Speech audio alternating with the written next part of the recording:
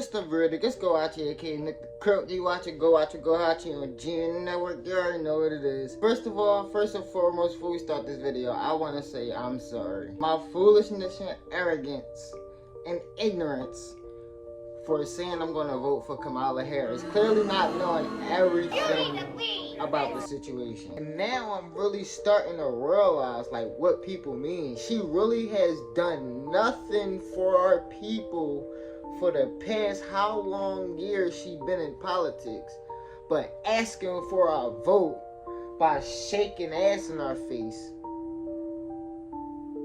is really disgusting. I'm gonna keep it a bean. I didn't know that Kamala Harris aided in the destruction to the degree that she have to the black man and the black family. I did not know that she was throwing away men in prison for weed cases when she said she indulged in weed herself before. You ever smoked? I have. Okay. Was it a blunt or joint? It was a joint. Hey! Yeah. I did not know that she was trying to lock people up for not sending their kids to school. I did not know this stuff. I did not know that she portrays to be an African American in our culture to pull people in. I know that she was incompetent as she was. I did not know these things. For this video, I'm going to put some context out there. I made a video saying I was going to vote for Kamala Harris. And I got a little backlash from this.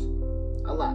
People saying, yo, you crazy, you don't know what you're talking about. I tried to defend it. They kept saying I don't know what I was talking about, this, that, to the third. So I decided to do a deep dive on her for real, because I thought I did a deep dive on her before, but I didn't. First, I want y'all to know why I said I was going to vote for Kamala Harris. I want to say that I got wrapped up, I got fish pulled, catfish, however you want to say it, in the allure of the promises of these politicians.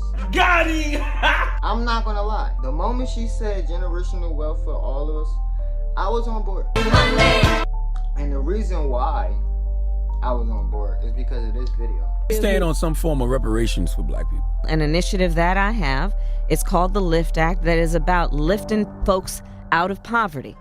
I'm going to focus on that. I'm going to focus on the fact that in the United States today, almost the majority of American families who are making under $100,000 a year as a family are a $400 unexpected emergency away from what could be disaster. Which is why I'm proposing that there be a $6,000 tax credit that they can collect at $500 a month, recognizing $500 a month makes all the difference between being able to get through that month without worrying, much less catastrophe. So you are for some type of Yes, I am. reparation? Okay. Yes, I am. You know, Now that video is before her rally in Atlanta. So once I seen her say what she said in Atlanta, I was like, oh, so she's serious. She really is trying to get people rich. And if you go back to that video, it says like the policies she was going to do. She was going to give like $100,000 policies, $1,000 policies or whatever. However, 500 to 1,000 to people. I did not know that she was as incompetent as she is until I seen some videos of her. Watch these videos. I think it's very important, as you have heard from so many incredible leaders, for us at every moment in time, and certainly this one, to see the moment in time in which we exist and are present, and to be able to contextualize it. Yeah, and all her speeches is pretty much like that. You get what I'm saying? Even at the Atlanta joint, she was really rambling on. I'm not gonna hold you. And I don't know if I want that type of person at the negotiation table with other countries if shit about to hit the fan. You get what I'm saying? So that's another reason why I won't be voting for Kamala anymore. Another reason is I really thought, like seeing the Atlanta rally, I thought that she had support behind her and that she was like some type of great person that just needed a shot. But come to find out, the majority of those people at that rally was there for Megan. People, after Megan was done performing, you could see people leaving. I heard at her last rally or speech, it was around Pennsylvania or something. It was only like 60 people there.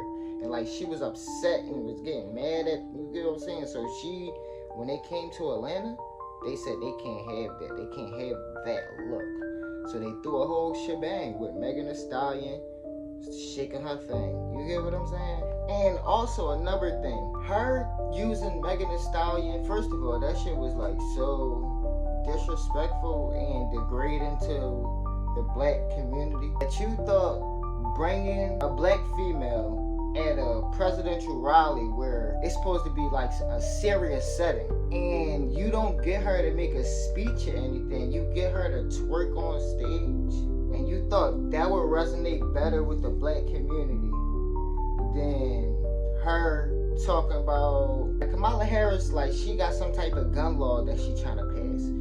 Megan Thee Stallion is a victim of gun violence, as she says. So it would have been better if she went up there and talked about gun violence instead of up there shaking her ass. You get what I'm saying? Cause then you would have been taken more serious. Just like that's all we good for. That's what it looks like. It looked like that's all we're good for.